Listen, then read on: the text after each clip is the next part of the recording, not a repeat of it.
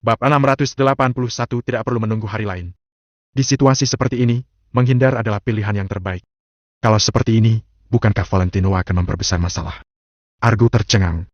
Kemudian, dia berbicara di telepon. Kak Jamal, pemuda itu menyebut Anda sebagai cucunya. Sialan! Dia panggil aku siapa? Tunggu aku di sana. Kalau kamu membiarkannya kabur, aku bunuh kamu. Meskipun Argo tidak menyalakan pengeras suara ponsel, dia dapat mendengar teriakan makian Jamal. Baik, saya akan menunggu Anda. Kak Jamal, jangan khawatir. Saya tidak akan membiarkannya kabur, kata Argo. Setelah itu, Argo menyimpan ponselnya, lalu menatap Valentino dengan dingin. Anak muda, sebentar lagi kamu akan mati. Tidak hanya Argo, semua orang yang melihat ini yakin bahwa nasib Valentino akan berakhir buruk. Sebaliknya, Valentino terlihat tenang. Sementara Angel terlihat sangat khawatir. Seandainya mereka berada di kota Neo, Angel tidak meragukan kekuatan Valentino. Jangankan Jamal, bahkan pemimpin nomor 1 kota Neo saja pasti berlutut di hadapan Valentino. Namun di kota ini, Valentino tidak bisa mengandalkan siapa-siapa. Dia tidak kenal siapapun. Kenapa Valentino berani berbicara seperti itu? Angel percaya pada kekuatan Valentino, tapi hatinya tetap merasa cemas. Karena itu, Angel menarik tangan Valentino, lalu berkata, Tino, ayo kita pergi. Jangan bertindak bodoh. Orang bijak tahu kapan harus berhenti. Jangan khawatir, aku tidak akan kenapa-napa. Aku juga tidak melakukan perbuatan bodoh. Kita lihat saja nanti. Awalnya, aku ingin pergi. Tapi karena mereka tidak mau melepaskan kita, hari ini juga aku akan buat perhitungan dengan mereka. Valentino memegang perkataannya. Dia langsung duduk di atas kardus. Sok sekali kamu. Mau buat perhitungan dengan kami? Kata Fabio, sang tuan rumah sambil tersenyum dingin. Sebagai orang lokal, Fabio tahu betapa hebatnya Jamal. Waktu itu, Jamal adalah anak buah Deska. Kini, Deska telah meninggalkan pekerjaan lamanya. Orang-orang yang dulunya pernah ikut dengan Deska sekarang semakin terkenal. Valentino tidak menjawab. Dia harus buat perhitungan dengan mereka. Bagaimanapun juga, utang harus dibayar. Valentino ingat akan segala perbuatan yang orang-orang ini lakukan pada dirinya dan Angel. Awalnya Valentino berpikir, lain kali saja buat perhitungan dengan mereka. Namun, sekarang, tidak perlu menunggu hari lain. Hari ini juga, mereka harus membayar perbuatan mereka. Mendengar jawaban Valentino yang begitu berani, Angel tidak bertanya lagi. Dia pun duduk di sebelah Valentino. Tidak peduli betapa susahnya jalan di depan. Selama Valentino berada di sisinya, Angel tidak merasa takut. Dia percaya pada keputusan Valentino. Selagi menunggu bala bantuan Argo datang, orang-orang di sana mengejek Valentino tanpa henti. Mereka menyangka Valentino sudah siap untuk berlutut mohon ampun pada Jamal. Anak muda, lebih baik kamu memikirkan bagaimana posisi berlutut yang baik agar Kak Jamal puas, kata Argo sambil tersenyum dingin. Bem. Baru saja Argo selesai berbicara, dari kejauhan muncul 5-6 motor. Motor-motor ini masing-masing dikendarai oleh 2 pemuda yang berpenampilan sama dengan Argo. Apa yang terjadi, Kak Argo? Seorang pemuda bertubuh tegap turun dari motor. Kak Komar, kalian datang juga. Orang ini telah memukul semua anak buahku, kata Argo sambil menunjuk Valentino. Sialan! Tunggu apa lagi? Mari kita habisi dia. Komar yang mendengar aduan itu langsung mengambil sebuah pipa besi, lalu berjalan menuju Valentino. Tunggu. Kak Jamal sudah bilang bahwa dia akan menghabisi anak itu dengan tangannya sendiri. Anak itu menyebutnya sebagai cucu, kata Argo sambil menahan tangan Komar. Komar tercengang mendengar ini. Detik berikutnya, dia tidak tahan untuk tertawa. Aku jadi ingat orang yang mengejek model rambut Kak Jamal. Dia pun berakhir dengan gegar otak. Komar tersenyum dingin. Dia menatap Valentino dengan iba. Karena Valentino telah ditandai sebagai orang yang akan dihajar langsung oleh Jamal, Komar pun tidak berani bertindak. Dia berdiri di sebelah Argo. Tiba-tiba, datang lagi rombongan motor selanjutnya. Setiap rombongan terdiri dari 10 orang. Jadi jika mereka semua dikumpulkan, ada 50-60 orang yang datang. Hal ini membuktikan kekuasaan Argo. Cukup dengan sebuah panggilan, 50-60 orang datang untuk membelanya. Orang-orang ini telah mendengar tentang Valentino. Karena itu, mereka menanti dengan senyum mengejek. Valentino, kamu memang gila. Tapi kegilaanmu ini harus dibayar. Sekarang kamu tidak bisa lari lagi. Wendy melipat tangan ke belakang sambil tersenyum dingin menatap Valentino. Valentino tidak mengatakan apa-apa. Dia pun tidak berniat untuk kabur. Beberapa detik setelah Wendy selesai bicara, dari kejauhan terdengar suara mesin kendaraan. Kali ini yang datang bukan motor, melainkan mobil yang dikemudikan dengan kecepatan tinggi. Dari jauh terlihat debu berterbangan. Kira-kira 15 mobil muncul dari balik debu yang berterbangan itu. Mobil-mobil itu membentuk barisan panjang. Roda mobil yang bergesekan dengan jalanan menyebabkan material pasir dan debu berterbangan.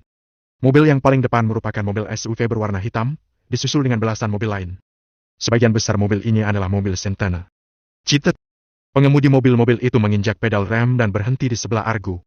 Puluhan penghuni yang menyaksikan ini menjadi takut. Di zona pengembangan jarang sekali kedatangan orang sebanyak ini. Bu, bu, bu. Pintu mobil dibuka. Puluhan pemuda turun dengan wajah beringas. Mereka menutup pintu mobil dengan keras seperti sedang marah. Wajar saja, ketua mereka dipanggil cucu. Pemikiran ini membuat hati mereka panas. Sialan! Siapapun yang mengucapkan kalimat tadi harus berlutut minta maaf.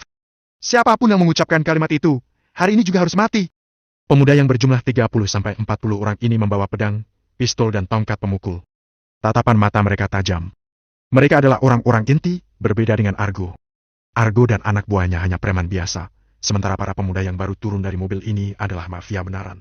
Para pemuda ini bila ditambah dengan Argo dan orang-orangnya berjumlah ratusan orang. Sungguh kekuatan yang mengerikan. Pintu mobil SUV hitam yang berada di barisan paling depan terbuka. Jamal yang berkepala butak turun. Raut wajahnya masam. Penampilan Jamal memang berbeda dari orang kebanyakan. Kak Jamal! Kak Jamal! Begitu melihat Jamal turun dari mobil, Argo segera menyambutnya. Tidak hanya Argo, Komar dan orang-orangnya juga menyapa Jamal dengan hormat. Mana si cucu? Jamal yang sedang merokok itu bertanya pada Argo. Anak muda itu, Kak Jamal!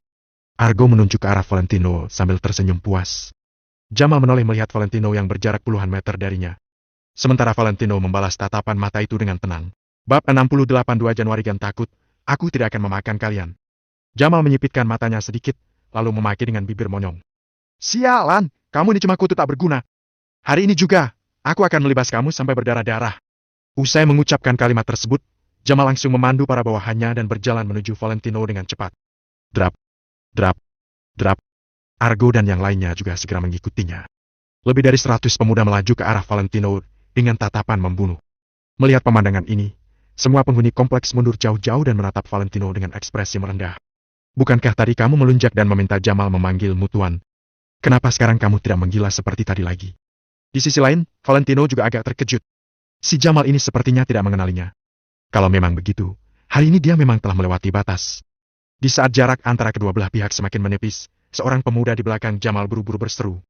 Duh, Kak Jamal ini kenapa mau berurusan dengan Tuan? Namun, Jamal tidak memberinya kesempatan untuk berbicara dan langsung melambaikan tangannya sambil menyela. Sialan, apa peduliku siapa dia? Cepat serang dia sampai mati. Namun, penglihatan Jamal sangat rabun. Mustahil dia bisa melihat wajah Valentino dari jarak ini. Dia tidak akan menyangka bahwa seorang figur penting seperti Valentino tinggal di tempat seperti ini. Karena itu, dia langsung memberi perintah kepada para bawahannya tanpa menunggu orang itu selesai berbicara. Jamal sendiri juga mengambil sebuah pipa baja dan bergegas ke arah Valentino. Lebih dari 100-an orang berlari bersama.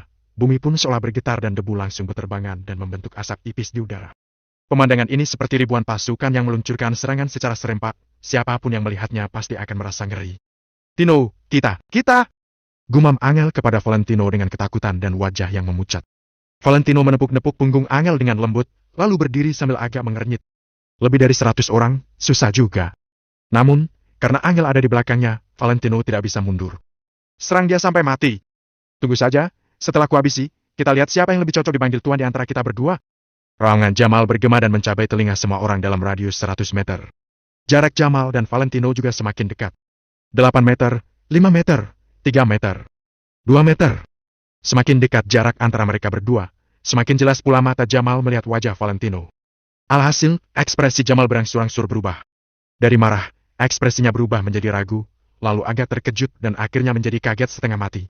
Saat Jamal berlari sampai jarak antara dirinya dan Valentino terpaut kurang lebih 1 meter, wajahnya seketika dipenuhi kengerian. Tikit! Kaki Jamal tiba-tiba mengeram. Dia pun berdiri di tempat dengan tercengang dan menatap Valentino dengan mulut menganga. Sedangkan Valentino yang saat ini berjarak kurang dari 2 meter darinya hanya balik menatapnya dengan tenang. Seluruh badan Jamal membeku. Orang ini bukannya tuan besar Valentino yang tadi malam ada di ruang VIP. Meski mata Jamal rabun, dia masih dengan jelas mengingat tampak Valentino dan Wis tadi malam. Tadinya dia memang tidak bisa melihat dengan jelas dari kejauhan, tapi apakah sekarang masih kurang jelas juga? Orang ini tak lain adalah tuan besar Valentino. Di hadapan orang yang bahkan harus diperlakukan Deskaporeman dengan hormat, apalah status Jamal.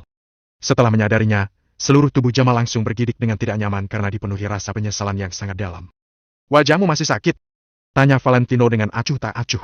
Di hadapan orang lain, Valentino seakan sedang memedulikan kondisi Jamal. Di sisi lain, Jamal yang mendengar pertanyaan ini langsung membelalak dan sudah sepenuhnya yakin akan identitas Valentino.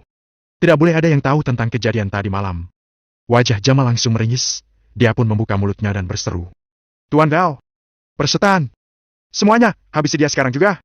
Sebelum Jamal sempat menyelesaikan ucapannya, Argo datang dengan memegang pipa baja dan melompat ke arah Valentino sambil menghantamkan pipa baja itu. Gawat! Seru Jamal yang cepat-cepat mengulurkan tangannya untuk menarik kerah belakang kemeja Argo. Gigit! Argo yang sedang melompat ditarik ke belakang oleh Jamal. Karena tenaga Jamal menarik pakaian Argo sangat besar, pakaian Argo langsung robek, bahunya juga didorong oleh Jamal sampai dia sepenuhnya terduduk di lantai. Sebelum para bawahannya bisa bereaksi, Jamal langsung berteriak dengan tergesa-gesa. Kutu-kutu sialan, berhenti kalian semua! Sekarang juga! Para pemuda itu tentu saja tidak berani melawan kata-kata Jamal. Mendengar suara Jamal, semuanya langsung menghentikan gerakan mereka secara serempak dan hanya berdiri di tempat dengan kebingungan. Dan hal-hal yang membuat mereka semakin bingung masih tertinggal. Kamu benar-benar mau menyerang dia? Tanya Jamal sambil menatap Argo. Dia ingin menunjuk jarinya ke Valentino, tapi dia tidak berani. Iya, jawab Argo yang mengangguk tanpa sadar. Dasar gila. Jamal langsung menendang Argo dengan bertubi-tubi. Kejadian selanjutnya membuat mereka bahkan lebih bingung dan terkejut lagi. Jamal terlihat melirik Valentino dengan ketakutan, lalu segera menghadapnya dan berlutut tanpa ragu sampai terdengar bunyi gedebuk. Tuan besar Valentino, saya tidak tahu rupanya Anda. Begitu mendengar Jamal memanggilnya Tuan besar Valentino, semua penonton langsung terdiam. Radius 300 meter dipenuhi keheningan yang tak terbatas. Angel juga tertegun dan menganga dalam sekejap saking terkejutnya. Mata Wendy menjadi kelam. Dia perlahan menurunkan lengan yang dilipat di dadanya. Argo yang ditahan dan terduduk di lantai juga terguncang. Dia bisa dengan sangat jelas mendengar Jamal yang berlutut di sampingnya menyahut Tuan besar Valentino. Tak terkecuali ratusan pemuda serta puluhan penghuni kompleks, semuanya juga menganga dengan kaget. Cecunguk ini. Apa-apaan cecunguk ini? Jamal, preman lokal yang terkenal di zona pengembangan pinggiran kota Vero yang pengikutnya tidak kurang dari 200 orang itu dengan begitu saja berlutut di hadapan orang lain. Tidak hanya itu, dia juga dengan hormat menyerukan Tuan besar Valentino. Orang-orang menggosok mata mereka dengan tidak percaya dan kembali melihat ke arah mereka.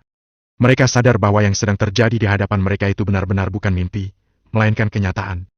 Valentino pernah bilang bahwa Jamal harus memanggilnya Tuan kalau bertemu dengannya. Rupanya dia bukan sedang bercanda. Tadi kamu bilang, coba lihat siapa yang cocok dipanggil Tuan di antara kita berdua. Tanya Valentino dengan santai. Jamal membeku untuk sesaat, lalu segera menjawab dengan lancar. Andalah tuannya. Andalah tuannya, Tuan besar Valentino. Valentino diam sebentar, lalu menatap Jamal dan bertanya lagi. Tadi kamu juga bilang, mau melibas aku sampai berdarah-darah. Wajah Jamal menunjukkan senyum yang sangat terpaksa dan tidak enak dipandang. Dia pun berkata dengan suara gemetar. Saya, Tuan, mata saya rabun, tadi saya tidak sadar yang berdiri di sini adalah Anda. Kalau begitu, harusnya pakai kacamata, lah. Kata Valentino penuh arti. Benar yang dikatakan Tuan besar Valentino. Entah kenapa saya tidak pernah kepikiran sebelumnya. Setelah saya kembali, saya pasti akan pesan satu set, pasti. Lain kali bertemu Tuan besar Valentino, saya pasti bisa melihat wajah Anda dari jarak 1 kilometer dan langsung membungkuk untuk menyambut Anda. Jamal benar-benar pandai membaca situasi dan langsung menyanjung Valentino habis-habisan. Semua orang tercengang. Percakapan antara kedua orang ini benar-benar membuat semua orang tercengang. Bangunlah, ujar Valentino dengan santai. Iya, terima kasih, Tuan besar Valentino. Jamal mengangguk seperti ayam yang mematuk-matuk pakan dan segera berdiri. Tuan besar Valentino, bagaimana dengan bocah ini? Lihatlah seberapa pintar si Jamal ini. Bahkan sebelum Valentino sempat mengungkitnya, dia segera menunjuk Argo dan menanyakan pertanyaan itu. Aku sukanya main sesuai aturan saja. Jawab Valentino dengan santai. Langsung mengerti dalam sekejap, dia pun segera melambaikan tangannya ke belakang dan berkata. Tangani sesuai aturan seperti arahan Tuan besar Valentino. Orang-orang di belakangnya sebenarnya tidak tahu apa aturan yang dimaksudnya. Namun, mereka tahu bahwa apa yang diperintahkan Jamal harus dilaksanakan, bahkan walau harus menampar Argo dengan keras sekalipun. Belasan anak muda menghampiri Argo dengan pipa baja dan mulai memukulinya dengan keras. Argo yang terus-terusan dipukuli berteriak tanpa henti. Tak lama kemudian, seluruh wajahnya sudah dipenuhi memar. Jamal juga melangkah maju dan menendangnya beberapa kali sambil memaki dengan getir. Kamu kira Tuan besar Valentino itu orang yang boleh bebas kamu provokasi?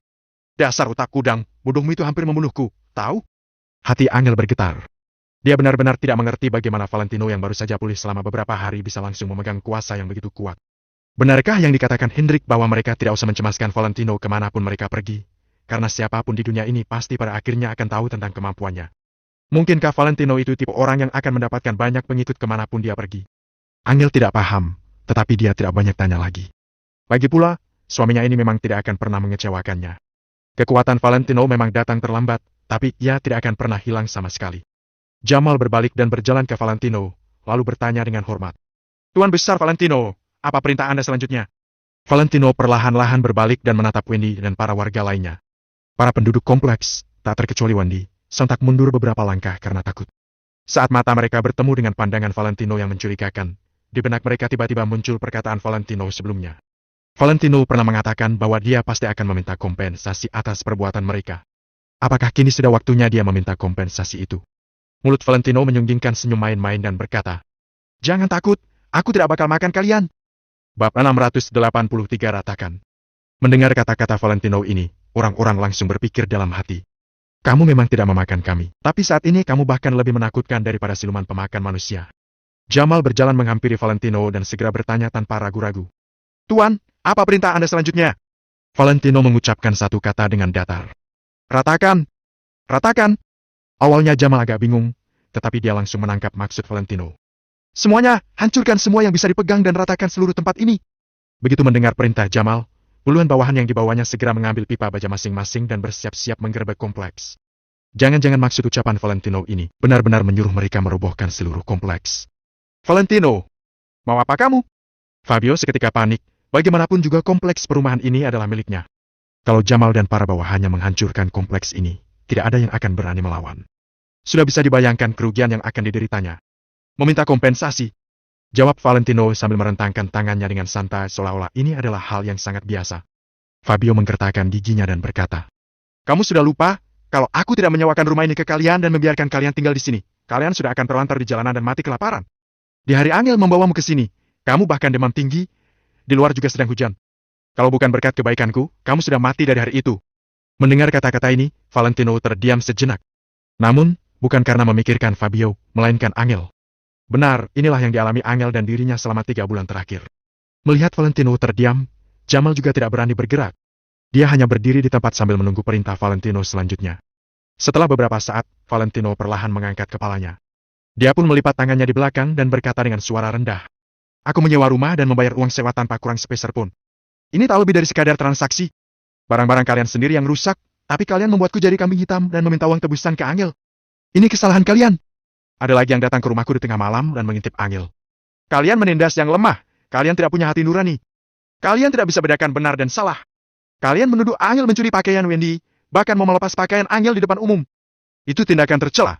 Apa yang kalian lakukan tidak ada hubungannya denganku, tapi kalau melibatkan kami, itu ada hubungannya. Jadi, wajar saja aku minta kompensasi. Sampai sini, ada yang mau kalian katakan? Semua yang dikatakan Valentino menyerang sasaran dengan tepat. Mendengar ucapan ini, tidak ada yang berani menjawab. Utang harus dibayar pakai uang, membunuh orang juga harus dibayar pakai nyawa. Itu hal yang lazim. Tak usah bahas perlakuanku ke kalian. Pikirkan dulu perlakuan kalian ke kami dari awal. Setelah mengatakan ini, Valentino tiba-tiba berteriak. Jamal. Jamal dengan cepat mengangguk dan menanggapi. Siap, Tuan. Tunggu apa lagi, cepat ratakan. Dalam sekejap, sorot mata Valentino menjadi sedingin es. Baik. Jamal tidak lagi ragu-ragu. Jamal bersama para bawahannya bergegas ke dalam kompleks seperti kawanan serigala yang sedang berburu. Di antara puluhan penghuni di kompleks itu, tidak ada yang berani menghentikan mereka. Tino, kita. Panggil Angel dengan ragu-ragu. Mereka selalu membuat aku jadi kambing hitam, padahal semua barang itu mereka hancurkan sendiri, tapi mereka ngotot minta tebusan ke kamu. Benar, kan? Hari ini juga, aku bakal tunjukkan ke mereka bagaimana cara aku hancurkan barang mereka. Valentino sama sekali tidak memberikan Angel kesempatan untuk menghentikannya. Brak! Perang! Kompleks dipenuhi suara barang yang terpecah belah. Jamal langsung mengeluarkan perintah. Brengsek! Hancurkan semua yang bisa dihancurkan. Yang tidak bisa juga hancurkan saja. Puluhan bawahannya menghantamkan pipa baja dan menghancurkan pot bunga, akuarium, bahkan mobil listrik, tanaman pot di halaman, dan lain-lain. Kecuali tembok di dalam bangunan, apapun yang dapat dihancurkan sudah dihancurkan, sedangkan yang tidak dapat dihancurkan dipukul dan dibengkokkan. Kak, kalian ini! Fabio membelalak dan menggertakkan giginya, sedangkan matanya menyemburkan api amarah. Namun, marah pun tidak ada gunanya. Tak seperti biasanya, hari ini mereka yang menghadapi Valentino hanya bisa menerima hukuman dengan patuh, dan tidak bisa melawan sama sekali. Lunasi utang kalian. Akhirnya, telah tiba harinya melunasi utang. Setiap kata yang diucapkan Valentino perlahan-lahan terjadi, satu persatu menjadi kenyataan. Di area kompleks, suara pukulan dan hantaman terus terdengar. Ada juga seorang bawahan Jamal yang berlari ke lantai 2, dia membuang pot bunga dan lain-lain sehingga semuanya jatuh dan hancur berantakan. Angel awalnya berpikir bahwa perbuatan Valentino terlalu berlebihan. Namun siapa sangka, Melihat pemandangan saat ini, hati Angel malah merasa sangat senang. Walaupun dia baik hati, dia bukanlah robot yang tidak memiliki emosi. Kalau orang lain menindasnya, dia juga akan marah dan merasa dendam. Kini, semua gertakan, ejekan, pandangan rendah, serta pelecehan yang telah dia alami selama 3 bulan ini. Semuanya tercuci bersih dengan barang-barang yang dihancurkan ini. Semua kekesalannya telah disapu sampai bersih. Dia tahu bahwa semua yang dijanjikan Valentino mungkin saja akan datang lebih lama, tetapi Valentino tidak akan pernah mengecewakannya. Di sisi lain, Valentino hanya mendengarkan suara benda dihancurkan dengan diam sambil berdiri dengan tangan dilipat di belakang. Para penghuni kompleks marah dan kesal tapi tidak berani berbicara. Tak terkecuali Wendy. Mereka sama sekali tidak berani marah dan hanya bisa menundukkan kepala dalam diam sembari menanggung karma masing-masing. Ada aksi, ada reaksi. Karma dan balasan dari langit, semua itu ada. Tanyakan saja ke langit, apakah ada yang akan diampuni? Sekarang, karma hasil perbuatan mereka telah datang. Tidak ada satu pun dari puluhan orang penghuni kompleks yang berani menatap Valentino. Begitu Valentino melirik mereka, semuanya langsung terdiam dan menundukkan kepala tanpa mengatakan apa-apa. Tuan Besar Valentino, kami sudah selesai. Silakan Tuan lihat.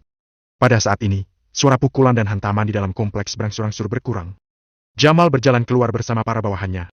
Kepalanya yang botak licin itu sangat silau, membuat hati penghuni kompleks takut. Valentino mengangguk-angguk, lalu menengadah dan melihat ke depan. Dobrak pintunya, jangan sampai pandangan Tuan Besar Valentino terhalangi. Ucap Jamal yang pandai menilai situasi. Belasan pemuda melangkah maju dan membanting gerbang secara bersamaan. Bam! Bam! Bam! Gerbang besi setinggi 3 meter itu berhasil mereka tendang sampai roboh. Brak! Bam! Melihat gerbang itu jatuh, Fabio si tuan tanah menggertakkan giginya dengan marah dan mengepalkan tinjunya, tetapi tidak mengatakan apa-apa. Begitu gerbang sudah dirobohkan, pemandangan bisa terlihat sampai ke depan tanpa halangan di hadapan semua orang.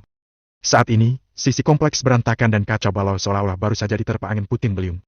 Selain tembok, segalanya telah hancur berantakan, bahkan beberapa pakaian juga hancur terinjak-injak. Puluhan rumah tempat tinggal para penghuni juga tidak luput dari keadaan ini. Karena semua penghuni kompleks ini menyerang Valentino dan Angel tanpa terkecuali dan tanpa pandang bulu. Aksi tegas Valentino membuat semua orang gemetaran. Namun, ini belum berakhir. Orang-orang yang datang ke rumahku waktu tengah malam, aku beri kesempatan untuk mengaku sekarang juga. Jangan sampai aku turun tangan sendiri dan mencari kalian sampai dapat.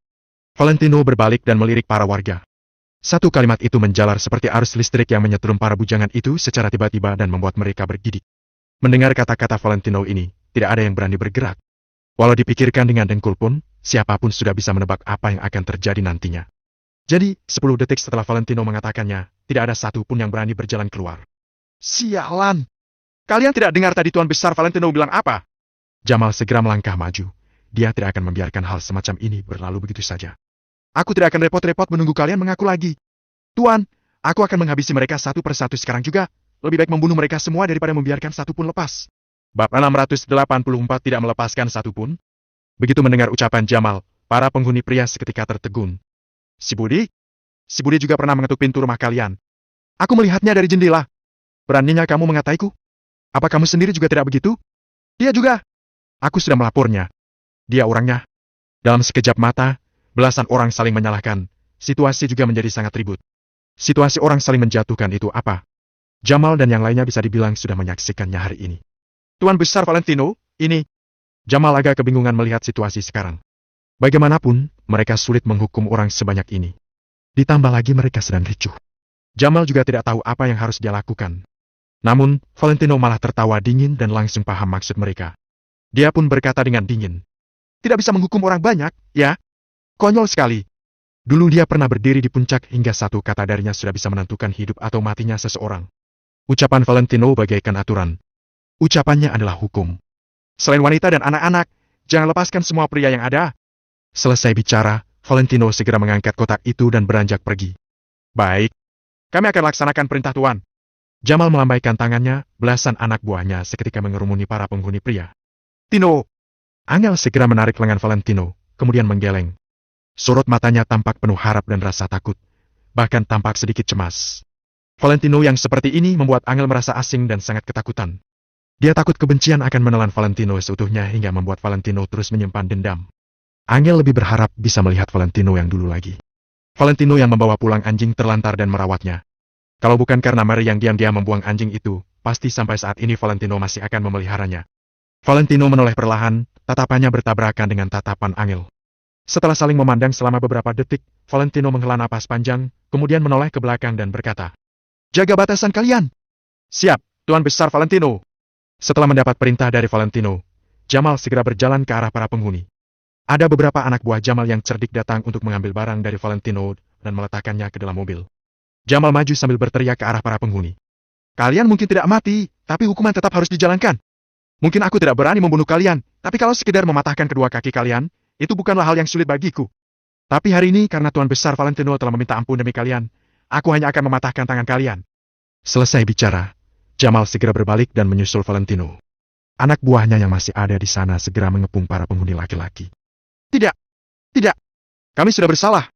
Ampun, Valentino. Tuan Besar Valentino. Ampunilah kami. Tuan Besar Valentino. Ampuni kami. Kami tidak akan mengulanginya lagi. Tuan Besar Valentino." Valentino dan Angel terus berjalan pergi, tapi suara minta ampun masih terdengar hingga telinga mereka. Langkah kaki Angel berhenti sejenak, sedangkan Valentino sama sekali tidak menoleh ke belakang dan hanya berjalan ke depan dengan teguh. Apakah mereka patut dikasihani? Orang yang tampak menyedihkan pasti mempunyai kesalahan sendiri. Hanya berdasarkan semua perbuatan mereka, Valentino tidak akan pernah memaafkan mereka. Mereka bahkan berani menarik pakaian Angel di depan umum. Hal apa lagi yang tidak berani mereka perbuat? Kalau saja ingatan Valentino belum pulih, akibatnya sungguh tidak bisa dibayangkan. Jadi, Valentino sama sekali tidak kasihan terhadap orang seperti mereka. Pruk! Kerak! Ah! Awalnya terdengar sebuah suara tulang patah yang nyaring, kemudian langsung diikuti dengan teriakan kesakitan. Setelah suara itu berakhir, semakin lama semakin banyak jeritan kesakitan yang nyaring. Angel kembali berhenti di tempat, sorot matanya tampak tidak tega. Namun, Valentino malah menarik telapak tangan Angel, lalu terus berjalan ke depan tanpa menoleh ke belakang. "Tuan Besar Valentino, kalian mau pergi kemana? Biar kuantar. Di sini sulit memanggil taksi." Jamal berlari kecil untuk menyusul Valentino. Dia juga sama sekali tidak terpengaruh dengan kejadian tadi. Baginya, hal seperti itu sangat normal. Angel ragu sejenak. Dia tidak ingin Jamal membantu mereka. Tapi begitu dia terpikir ada Valentino di sisinya, Angel pun mengangguk. "Nanti kalian balik sendiri, ya? Aku mau antar Tuan Besar Valentino mengurus sesuatu dulu." Teriak Jamal kepada orang-orang yang ada di dalam. Para pemuda yang sedang bekerja itu segera mengiyakan permintaan Jamal. Tidak ada yang berani membantahnya. Setelah itu, Valentino dan Angel duduk ke dalam mobil SUV hitam itu, sementara Jamal duduk di balik kursi pengemudi. Di belakang mereka ada 20-an mobil yang mengikuti dan menjadi barisan panjang yang sedang melindungi mereka. Situasi ini sungguh memuaskan hati. Setelah naik ke atas mobil, Angel masih diam-diam saja. Situasi di dalam mobil sangat senyap, rasanya juga agak tidak nyaman. "Tuan Besar Valentino, aku sungguh tidak menyangka Tuan bisa tinggal di tempat sebobrok ini, jadi sebelumnya..." Jamal menyetir dengan hati-hati sembari hendak menjelaskan kepada Valentino. "Menyetirlah dengan baik," ucap Valentino dengan santai. "Oh, ya, ya." Jamal tidak berani membantah. Dia segera fokus mengemudikan mobil. "Angel, bagaimana kalau kita tidak perlu ke sana lagi? Aku akan menelpon seseorang, nanti ada orang yang akan mengurus tempat tinggal kita," ucap Valentino setelah berpikir sejenak. Angel menghela napas ringan, lalu menjawab. "Aku sudah beritahu mereka. Kalaupun kita tidak tinggal di sana, kita tetap harus mengunjungi mereka. Tadi mereka bahkan menelponku dan sudah mendesakku. Kamu anggap saja sedang menemaniku pergi mengunjungi keluarga jauh." Valentino terdiam sejenak, kemudian mengangguk tanpa mengatakan apapun. Setelah itu, Angel memberitahu sebuah nama desa kepada Jamal. Desa itu adalah tempat tinggal sepupu jauhnya. Kakak ipar, salah, Nyonya, Jamal ingin mengatakan sesuatu, tapi tidak tahu sapaan yang paling tepat. Jamal sungguh tidak tahu harus bagaimana memanggil Angel. Kalau sesuai silsilah dan status dari Valentino, Jamal seharusnya memanggil Angel dengan sebutan Nyonya. Akan tetapi, rasanya sungguh aneh. Jakun Jamal bergerak beberapa saat. Dia mengusap kepalanya beberapa kali dan berdeham dengan wajah yang memerah tanpa mengatakan apapun. Angel tertawa kecil, dia berusaha menahan tawanya hingga wajahnya merah padam. Valentino juga agak tidak bisa berkata-kata. Dia sontak menggeleng sambil berkata, "Kalau ada sesuatu, katakan saja padaku." "Baik, Tuan." Ya, bagi Jamal, Tuan lebih enak disebut. "Tuan Besar Valentino, untuk apa pergi ke desa itu? Orang-orang di sana." Jamal agak ragu untuk melanjutkan ucapannya. "Kenapa?" Valentino mengernyit. "Penduduk di desa itu sangat jahat." Jamal juga tidak menutup-nutupi lagi dan segera menjelaskannya pada Valentino. "Di sekitar sini ada banyak desa dan sudah dikembangkan. Mereka juga sudah mendapat uang ganti rugi. Kita bilang saja tempat tadi, nama tempat itu juga berada di dalam daftar yang akan dirombak ulang tahun depan. Tapi desa yang ingin kalian pergi baru saja dibatalkan dari daftar tersebut. Sekarang mereka sedang ribut karena hal itu. Setelah itu, ada pihak pengembangan yang tertarik pada desa itu. Mereka berniat untuk membangun sebuah wahana bermain karena desa itu terletak di tengah lokasi yang akan dikembangkan lainnya. Tapi, penduduk desa sangat tamak. Saking tamaknya, mereka menginginkan harga setinggi 5 kali lipat dari harga awalnya. Tentu saja pihak pengembang langsung membatalkan niatnya. Jamal menceritakan hal itu sembari menggeleng. Pokoknya, kesan Jamal terhadap penduduk desa itu sangat buruk. Semua penduduk desa itu sangat tamak. Valentino menatap Angel sejenak tanpa mengatakan apapun. Bagaimanapun, itu adalah urusan orang lain dan tidak ada hubungannya dengan dirinya. Bab 685 Kalau miskin semua orang akan menjauhimu. Tidak, kok. Keluarga jauhku lumayan baik. Tampaknya juga sangat ramah. Jelas Angel. Begitu Jamal mendengar ada keluarga jauh Angel, dia langsung menutup mulutnya tanpa mengatakan apapun lagi. Sepanjang perjalanan, mereka hanya diam saja. Jamal dan 20 orang lainnya dengan cepat mengantar Valentino dan Angel ke desa di mana keluarga jauh Angel tinggal. Ada banyak orang sedang berdiri di depan pintu masuk desa. Mereka berdiri secara berkelompok dengan 3-5 orang. Ada yang sedang mengobrol, ada yang sedang bermain. Begitu melihat ada 20-an mobil yang datang, beberapa orang itu segera berdiri tegak dengan mata berbinar. Ketika Valentino melihat orang-orang itu, dia kembali terpikir akan omongan Jamal. Tiba-tiba dia berkata, "Berhenti di sini saja." "Tuan Besar Valentino, tidak apa-apa, kok. Aku kenal dengan daerah sini, tidak ada yang berani masuk, tapi aku berani, kok." Jawab Jamal dengan segera. Meski dia tidak berasal dari desa ini, Jamal masih bisa keluar masuk sesuka hatinya di desa-desa sekitar. "Tidak perlu, berhenti di sini saja." Valentino menggelengkan kepalanya. Jamal tidak berani banyak bicara lagi dan segera menghentikan mobilnya. Angel juga tidak banyak bertanya. Dia segera mengikuti Valentino turun dari mobil. Ketika melihat Valentino dan yang lainnya turun mobil, sorot mata beberapa penduduk desa itu langsung berbinar. Akan tetapi, saat mereka melihat Jamal, raut wajah mereka tampak sedikit ketakutan. Bagaimanapun, reputasi Jamal lumayan terkenal di tempat ini. Jamal menyuruh orang menurunkan barang-barang Valentino dari bagasi belakang. Setelah itu, dia memerintahkan 2 orang untuk membawakan barang-barang Valentino. Valentino juga tidak menolak. "Tuan Besar Valentino, apa aku perlu menunggu Tuan di sini?" tanya Jamal. Valentino berpikir sejenak, lalu menjawab, "Tidak perlu. Nanti kalau aku ada perlu, aku akan menghubungimu. Terima kasih untuk hari ini." "Tuan Besar Valentino, jangan berkata seperti itu." Jamal melambaikan tangannya, lalu berkata, "Bisa bekerja untuk Tuan Besar Valentino adalah keberuntungan bagiku." Selesai bicara, Jamal segera memberikan nomor ponselnya kepada Valentino. "Jangan sebarkan semua hal tentang diriku." Sebelum pergi, Valentino berpesan kepada Jamal. Sekarang dia dan Angel harus melakukan sesuatu dengan penuh waspada. Terutama mengenai identitas Valentino. Kalau sempat tersebar, itu hanya akan menarik perhatian keluarga Wijaya. Kini dia masih belum bisa menghubungi Hendrik. Untuk saat ini Valentino masih tidak punya kekuatan untuk melawan keluarga Wijaya. Semuanya masih kacau balau, jadi Valentino hanya bisa hidup bersembunyi.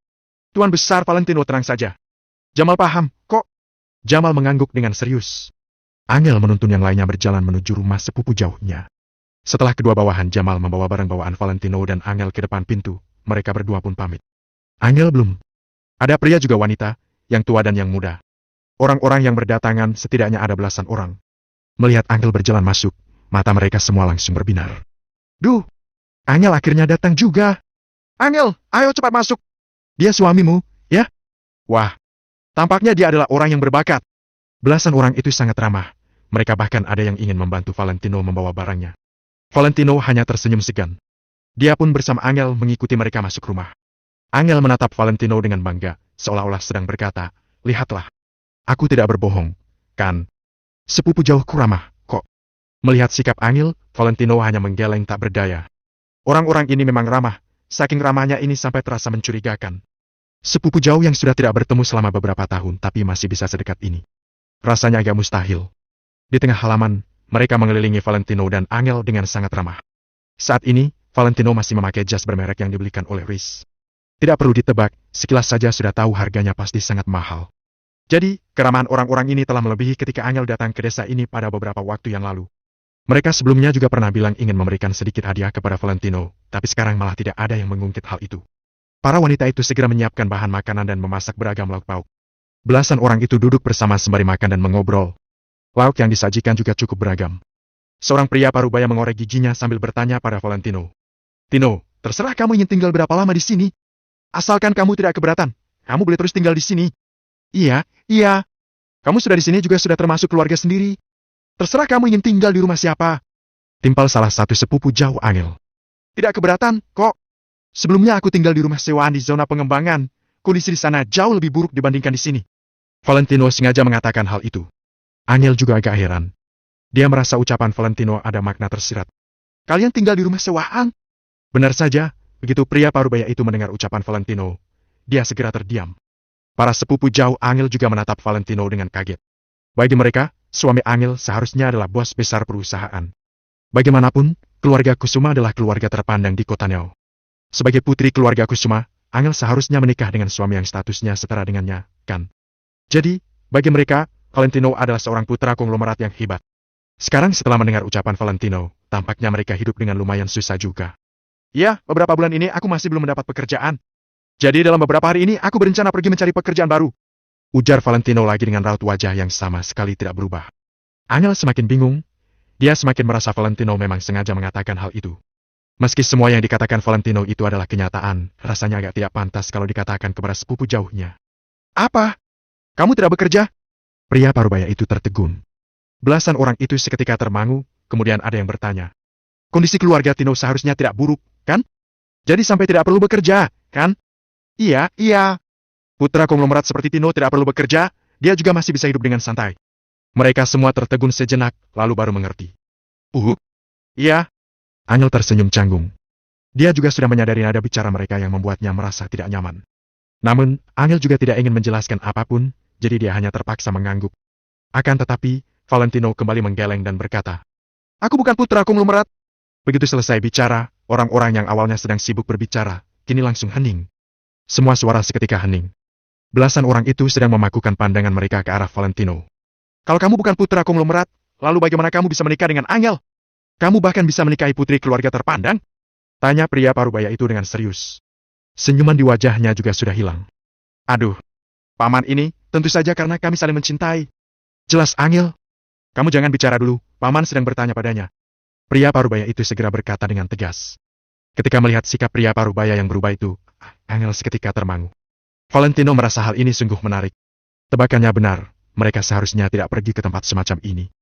Semua sepupu jauh Angel ini dari awal memang sudah tidak bisa disebut keluarga lagi. Mereka sudah bertahun-tahun tidak bertemu, tapi masih bisa seramai ini, tentu saja hal ini sangat mustahil. Sekarang tampaknya mereka memang ada tujuan terselubung. Kalau kamu miskin, semua orang menjauhimu, tapi kalau kamu kaya, semua orang ingin mendekatimu. Ucapan ini memang benar adanya. Aku bukan putra konglomerat, kok. Aku hanyalah menantu yang menikah dan tinggal di keluarga Angel. Ucap Valentino dengan santai.